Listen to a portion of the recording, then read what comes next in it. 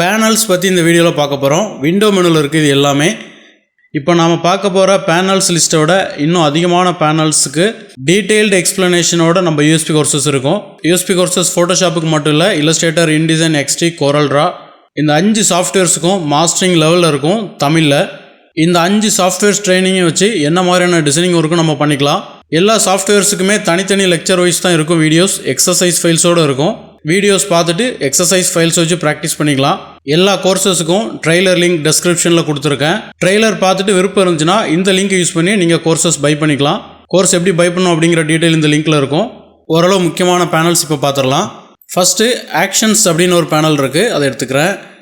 Photoshop install பண்ணதுலேருந்தே டிஃபால்ட்டாக இந்த மாதிரி ஆக்ஷன்ஸ் இருக்கும். மேக்ஸிமம் அதை டெலிட் பண்ணிக்கலாம், தேவைப்படாது. இன்னும் நமக்கு தேவையான மாதிரி ஆக்ஷன்ஸை நம்ம க்ரியேட் பண்ணிக்கலாம். ஆக்ஷன்ஸ் அப்படிங்கிறது நம்ம திரும்ப ஃபோட்டோஷாப்பில் செய்யக்கூடிய ஒர்க்கை ரெக்கார்ட் பண்ணி வச்சுட்டு அகைன் சேம் ஒர்க்கை பண்ணாமல் இதில் ஒரு கிளிக் பண்ணிட்டோம் அப்படின்னாலே அந்த ஒர்க் ஃபங்க்ஷன் ஆயிரும். இப்போ இதில் ஓவரால் 15 இமேஜஸ் இருக்குது. ஒவ்வொரு இமேஜஸும் ஒவ்வொரு டைமென்ஷனில் இருக்குது, அதிகமான டைமென்ஷன்லேயே இருக்குது. இது எல்லாத்துக்கும் வித் ஒரே மாதிரி வர மாதிரி பண்ண போகிறேன், அதாவது ரீசைஸ் பண்ண போகிறேன். ஃபஸ்ட்டு ஒரே ஒரு இமேஜ் நான் ஓப்பன் பண்ணிடுறேன். ஃபோட்டோஷாப்பில் ட்ராக் அண்ட் ட்ராப் பண்ணிட்டேன். இமேஜ் மெனுவில் ஃபைல் சைஸில் போய் பார்த்தோம் அப்படின்னா இந்த மாதிரி டைமென்ஷனில் காமிக்கும். இப்போ இதை நம்ம ரீசைஸ் பண்ண போகிறோம். ஃபோட்டோஷாப்பில் ஃபஸ்ட்டு அந்த இமேஜை ட்ராக் அண்ட் ட்ராப் பண்ணிவிட்டு அதுக்கப்புறம் கிளிக் பண்ணுறேன். Create new action. இந்த மாதிரி ஒரு சின்ன விண்டோ வரும். இதில் ரெக்கார்ட் மட்டும் கொடுக்குறேன். எதுவுமே ரீநேம்லாம் பண்ணல, அப்படியே இருக்கட்டும். தேவைப்படுச்சுன்னா கடைசியில் கூட மாற்றிக்கலாம். இப்போ ஆக்ஷன் ரெக்கார்டிங்கில் இருக்குது அப்படிங்கிறதுக்கான அடையாளமே இந்த ரெட் கலர் தான். இமேஜ் மெனுவில் இமேஜ் சைஸ் எடுத்துட்டேன், 1200 கொடுக்குறேன். ஓகே பண்ணிட்டேன். இமேஜ் ஸ்கேல் ஆகிடுச்சு. நான் ரீசைஸ் பண்ணது இங்கே ரெக்கார்ட் ஆகிடுச்சு. அப்புறம் ஃபைல் மெனுவில் சேவ் பண்ணதும் ரெக்கார்ட் ஆகிடுச்சு. அகைன் ஃபைல் மெனுவில் க்ளோஸ் பண்ணதும் ரெக்கார்ட் ஆகிடுச்சு. இப்போ ஆக்ஷனை ஸ்டாப் பண்ணுறேன். இதில் டபுள் கிளிக் பண்ணிவிட்டு ரீநேம் பண்ணிக்கலாம். இப்போ இந்த ஆக்ஷனை வச்சு தான் எல்லாமே ரீசைஸ் பண்ண போகிறோம். இப்போ ஃபஸ்ட் இமேஜ் மட்டும் ஹைட் வந்து டிஃபால்ட்டாக என்ன உண்டோ அது வந்துடும். விட்த்து மட்டும் தான் நம்ம 1200க்கு மாற்ற போகிறோம். இப்போ எல்லா இமேஜஸையும் ஃபோட்டோஷாப்பில் ட்ராக் அண்ட் ட்ராப் பண்ணிட்டேன். இதை நம்ம நார்மலாக பண்ணுறதா இருந்தால் ஒவ்வொரு டைமும் இமேஜ் மெனுவில் இமேஜ் சைஸில் போய் ரீசைஸ் பண்ணி சேவ் பண்ணிகிட்டே இருப்போம். இப்போ 14 இமேஜும் ஓப்பன் பண்ணிட்டேன். சிம்பிளாக இதில் கிளிக் மட்டும் தான் பண்ண போகிறேன். எந்த டேப் ஆக்டிவாக இருக்கோ, அதாவது எந்த இமேஜ் ஆக்டிவாக இருக்கோ அது ரீசைஸ் ஆகி சேவ் ஆகி க்ளோஸ் ஆயிரும். இப்போ ப்ளே மட்டும் பண்ணுறேன். ரீசைஸ் ஆகி சேவ் ஆகி உடனே க்ளோஸ் ஆயிரும். இமேஜ் ரொம்ப பெரிய சைஸில் இருந்தாலோ, சிஸ்டத்தோட பெர்ஃபார்மன்ஸ் கொஞ்சம் கம்மியாக இருந்தாலோ இது வரிசைக்கு ப்ளே ஆகிற மாதிரி பார்க்கலாம். ஓகே, என்னோடய பிசியில் பார்க்க முடியல. சிம்பிளாக கிளிக் மட்டும் தான் பண்ணுறேன். எல்லாமே ரீசைஸ் ஆகி சேவ் ஆகி க்ளோஸ் ஆயிரும். 14 இமேஜஸுமே இப்போ மாற்றியாச்சு. இதில் போய் பார்த்தாலே தெரியும். 2, 3, 4, 5. ஹைட்டு வந்து ஃபோட்டோவுக்கு ஏற்ற மாதிரி ஆட்டோ சைஸ் அதுவே எடுத்துக்கும். எல்லா ஃபோட்டோவுமே 1200க்கு மாறிடுச்சு. இந்த மாதிரி நிறைய ஃபோட்டோ இருக்கும்போது யூஸ் பண்ணுங்கள். 100க்கு மேலே இருந்துச்சு அப்படின்னா இதே ஆக்ஷனை எஃபிஷியண்ட்டாக இன்னொரு மெத்தடில் கூட யூஸ் பண்ணலாம். ஒரு 10 ஃபோட்டோ 20 ஃபோட்டோ இருந்துச்சுன்னா நீங்கள் மேனுவலாகவே யூஸ் பண்ணுங்கள். நிறைய இருந்துச்சுன்னா இன்னொரு மெத்தட் இருக்குது, அதை ஃபைல் மெனுவில் எக்ஸ்பிளைன் பண்ணியிருப்பேன். அது அப்கமிங் வீடியோவில் நீங்கள் ரீகால் பண்ணிக்கலாம். ஸோ ஆக்ஷன் ரொம்ப முக்கியமான பேனல், அதை லேர்ன் பண்ணிக்கோங்க. அதுக்கப்புறம் டைரெக்டாக கேரக்டர் பேனல் பார்த்துடலாம். இங்கே இருக்குது ரொம்ப முக்கியமான பேனல். இல்லஸ்ட்ரேட்டரில் நிறைய பேனல் வச்சே ஒர்க் பண்ணிகிட்டு இருப்போம். ஃபோட்டோஷாப்பில் டிஜிட்டல் டிசைனை பொறுத்தவரையில் இந்த 4 பேனல் வச்சே எல்லா ஒர்க்குமே கம்ப்ளீட் பண்ணிடலாம். இதை தாண்டி பெரிய அளவு நமக்கு பேனலே தேவைப்படாது. ஃபஸ்ட்டு கேரக்டர் பேனல் பார்க்கலாம். சிம்பிளாக ஃபாண்ட்டை செலக்ட் பண்ணிட்டேன். என்ன ஃபாண்ட் வேணுமோ நம்ம இதில் சூஸ் பண்ணிக்கலாம். ஃபாண்ட்டோட ஸ்டைல் மாற்றுறதா இருந்தால் மாற்றிக்கலாம். அதில் ஃபேமிலி ஏதாவது இருந்துச்சு அப்படின்னா யூஸ் பண்ணிக்கலாம். இட்டாலிக், போல்டு அந்த மாதிரி இருந்துச்சுன்னா யூஸ் பண்ணலாம். ஒருவேளை ஃபாண்ட் ஃபேமிலி இல்லை அப்படின்னா நீங்கள் வேறு ஏதாவது ஃபாண்ட் கூட சூஸ் பண்ணிக்கலாம். ஃபாண்ட் ஃபேமிலி இருந்துச்சுன்னா இது எனேபிளாக இருக்கும். இல்லை அப்படின்னா நீங்கள் வேறு ஏதாவது கூட சூஸ் பண்ணிக்கலாம். மூணாவது ஃபாண்ட்டோட சைஸ் 50 இருக்குது, 75 வைக்கிறேன். பிரிண்டிங் ஒர்க்கை பொறுத்தவரையில் நீங்கள் மேனுவலாக இந்த மாதிரி ரீசைஸ் பண்ணிக்கலாம். ஆனால் டிஜிட்டல் டிசைனை பொறுத்தவரையில் கண்டிப்பாக வேல்யூ படி வைங்க. ஏன்னா நீங்கள் டிசைன் பண்ணுறது தான் டெவலப் பண்ணுவாங்க கோடிங்கில். அப்புறம் லைன் ஹைட் 55 வைக்கிறேன். இந்த மாதிரி வித்தியாசம் தெரியுன்றதுக்காக வச்சேன், கம்மி பண்ணிக்கிறேன்.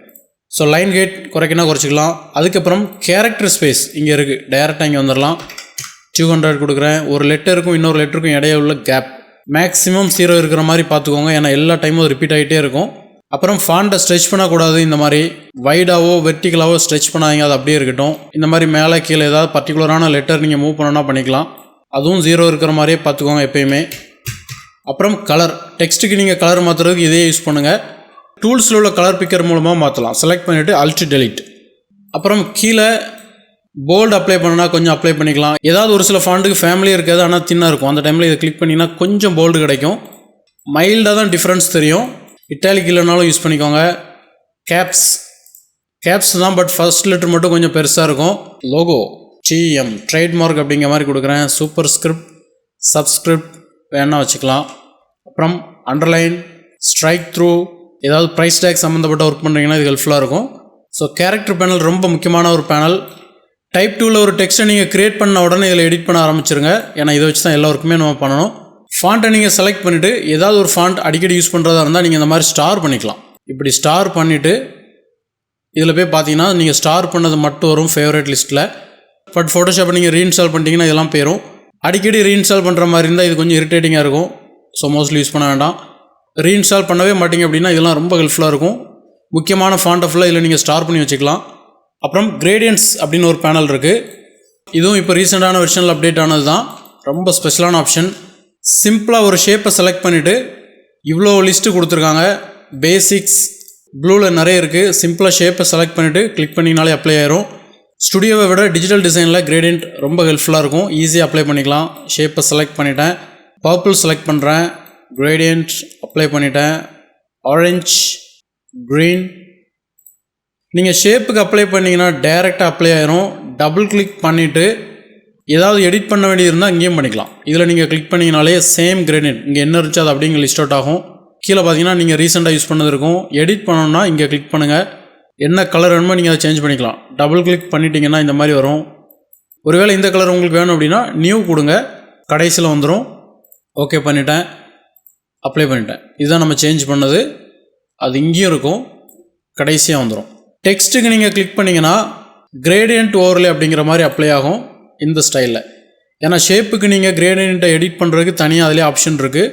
டெக்ஸ்ட்டுக்கு கிடையாது. டெக்ஸ்ட்டுக்கு நம்ம கலர் மட்டும் தான் ஃபில் பண்ண முடியும். கிரேடியன்ட் வேணும் அப்படின்னா ஓவர்லே மூலமாக தான் பண்ணுறோம். அதனால் இதை டபுள் கிளிக் பண்ணிவிட்டு இதில் போய் நீங்கள் சேஞ்ச் பண்ணிக்கலாம். பிளண்டிங் மோட் ஆல்ரெடி நம்ம பார்த்துருக்கோம். ஒரு டிஃப்ரெண்ட்டுக்காக இந்த கலர் வச்சேன். ஸோ டெக்ஸ்ட்டில் நீங்கள் வச்சிங்கன்னா கிரேடியன்ட் ஓவர்லே அப்படிங்கிற மாதிரி வரும். ஷேப்பில் டைரெக்டாக அப்ளை ஆயிரும். ஸ்மார்ட் ஆப்ஜெக்டில் நீங்கள் வச்சாலும் இந்த மாதிரி தான் அப்ளை ஆகும். ஸோ கிரேடியன்ட் பேனல் ரொம்ப முக்கியமான பேனல். இதை யூஸ் பண்ணிக்கோங்க. பழைய ஃபோட்டோஷாப்லாம் இந்த ஆப்ஷன் கிடையாது.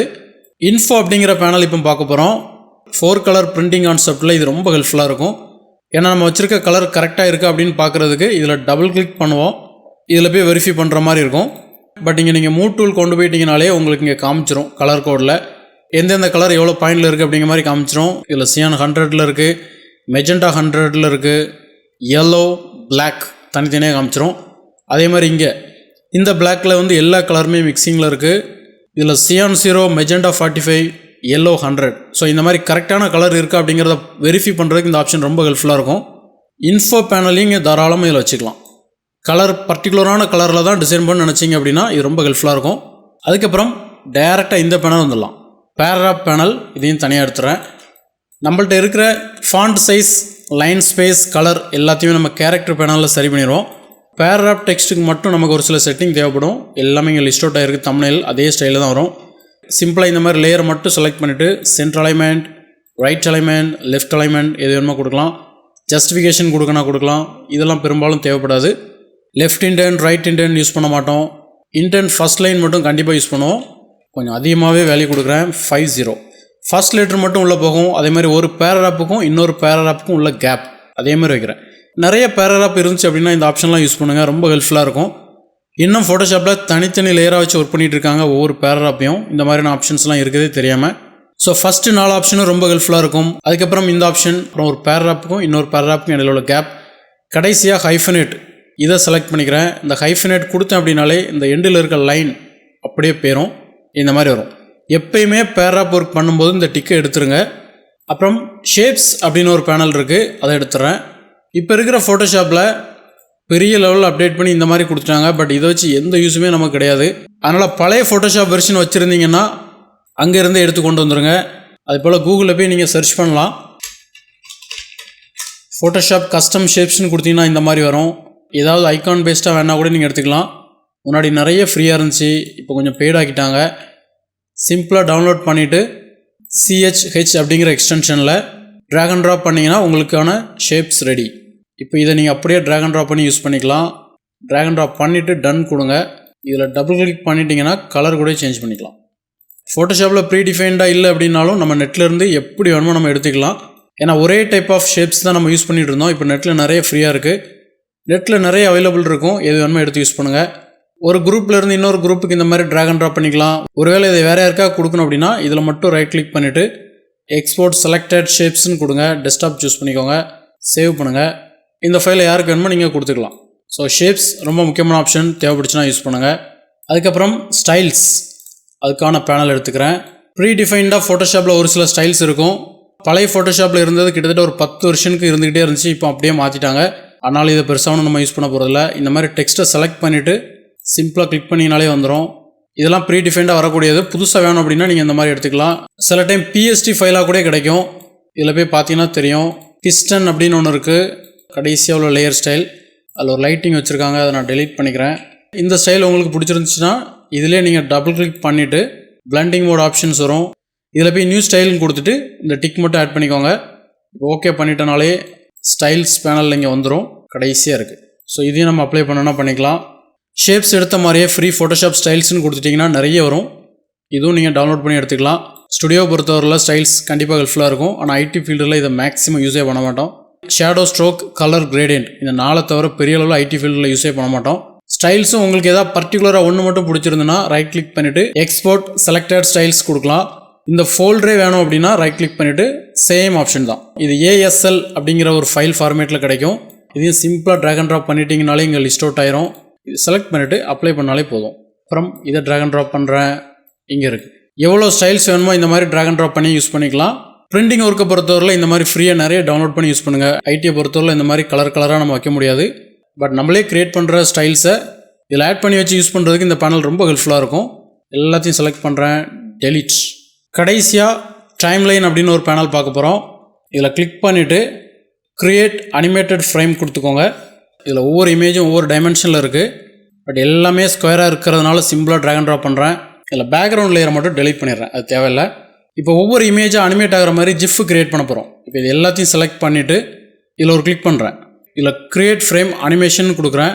இதில் எத்தனை லேயர் இருக்கோ அத்தனை ஃப்ரேம் நமக்கு வேணும். ஓவரால் என்கிட்ட 5 லேயர் இருக்குது. 2, 3, 4, 5. இதில் ஃபஸ்ட்டு ஃப்ரேமை கிளிக் பண்ணிவிட்டேன். இதை ஃபுல்லாக ஹைட் பண்ணிக்கிறேன். 2வது ஃப்ரேமை கிளிக் பண்ணிவிட்டேன். இந்த இமேஜ். 3வது ஃப்ரேமை கிளிக் பண்ணிவிட்டேன். ஆல்ட் கீயை ஹோல்ட் பண்ணிவிட்டு இதில் ஒரு கிளிக். ஸோ அது மட்டும் வரும். 4வது ஃப்ரேம் ஆல்ட் கீயை ஹோல்ட் பண்ணிவிட்டு இந்த இமேஜ். 5வது ஃப்ரேம் இந்த இமேஜ். ஸோ ஒவ்வொரு ஃப்ரேம்லேயும் ஒவ்வொரு லேயராக விசிபிள் ஆகிற மாதிரி பண்ணியிருக்கேன். இப்போ ப்ளே பண்ண அப்படின்னா இந்த மாதிரி அனிமேட் ஆகும். இது கொஞ்சம் ஸ்பீடாக அனிமேஷன் ஆகிறதுனால இதை செலக்ட் பண்ணிவிட்டு இதில் போய் டைம் சேஞ்ச் பண்ணுறேன். இதை கிளிக் பண்ணிவிட்டு 0.2 கொடுக்குறேன். இப்போ எல்லாமே 0.2ல் அனிமேட் ஆகும். ப்ளே பண்ணி பார்க்கலாம். இது ரீட் பண்ணுறது கொஞ்சம் சிரமமாக இருக்கும். அதனால் ஒரு 0.5 கொடுக்குறேன். ஜிப் ஃபைல் க்ரியேஷனுக்கு யூஎஸ்பி கோர்ஸில் டோட்டலாக யூனிக்கான ஒரு கான்செப்டில் எக்ஸ்பிளைன் பண்ணியிருப்பேன். இந்த மாதிரி அனிமேட் ஆகும். இப்போ இது ஒரு ஃபைலாக சேவ் பண்ணிக்கலாம். ஃபைல் மெனுவில் எக்ஸ்போர்ட்டில் சேவ் ஃபார் வெப் லெகசின்னு ஒன்று இருக்குது. இதை கிளிக் பண்ணிவிட்டு இதில் ஜிஃப் வச்சுக்கோங்க. இப்போ சேவ் கொடுக்குறேன். டெஸ்க்டாப்பில் ஜிஃப் ஃபைல் அப்படின்னு கொடுத்துட்டேன். சேவ் கொடுக்குறேன். ஜிஃப் ஃபைலாக கொடுத்தோம் அப்படின்னாலே கொஞ்சம் குவாலிட்டி கம்மியாக இருக்கும். இதை அப்படியே ட்ராக் அண்ட் ட்ராப் பண்ணிட்டோனாலே இந்த மாதிரி அனிமேட் ஆகும். இன்றைக்கும் நிறைய வெப்சைட்டில் ஜிப் ஃபைல் ரன்னிங்லேயே தான் இருந்துகிட்ருக்கு. ஒரு சில க்ரோம் எக்ஸ்டென்ஷன் ஜிப் ஃபைலை ரன் பண்ணவே விடாது. இருந்தாலும் நிறைய ஜிப் ஃபைல் இன்றைக்கும் வெப்சைட்டில் யூஸ் பண்ண தான் செய்கிறாங்க. ஓவரால் 8 பேனல்ஸ் பார்த்துருக்கோம். இந்த 8மே ரொம்ப யூஸ்ஃபுல்லாக இருக்கும் ஒர்க் பண்ணும்போது. அதில் நல்ல ப்ராக்டிஸ் பண்ணிக்கோங்க. ஸோ பேனல்ஸ் பற்றின எக்ஸ்ப்ளனேஷன் கிளியராக புரிஞ்சிருக்கும் நம்புகிறேன். அடுத்த வீடியோவில் பார்க்கலாம். தேங்க்யூ.